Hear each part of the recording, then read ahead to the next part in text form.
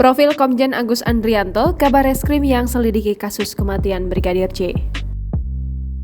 Nama Komjen Agus Andrianto menjadi perhatian publik di media sosial lantaran ia bergabung ke dalam tim khusus yang dibentuk Kapolri Jenderal Listio Sigit Prabowo, dilansir dari Tribun Medan. Hal ini berkaitan dalam memeriksa kasus kematian Brigadir J di rumah mantan Kadif Propam Polri Irjen Verdi Sambo.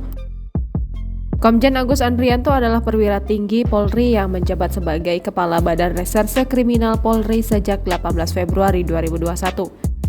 Komjen Agus Andrianto lahir di Blora, Jawa Tengah pada tanggal 16 Februari 1967, kini ia berusia 55 tahun. Komjen Agus Andrianto menempuh jenjang pendidikan SD, SMA, dan SMA di Blora, Jawa Tengah.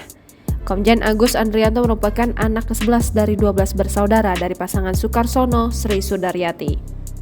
Ayahnya berprofesi sebagai pegawai negeri sipil yang pernah menjabat sebagai camat di Kecamatan Banjarjo, Blora tahun 1982. Dalam keluarganya, hanya Agus Andrianto yang menjadi polisi walaupun cita-cita masa kecilnya adalah pegawai kantor pos.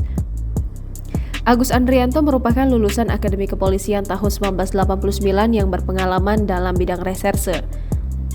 Setelah lulus, Agus Andrianto bertugas di Sumatera Utara sebagai Pamapta Polres Dairi.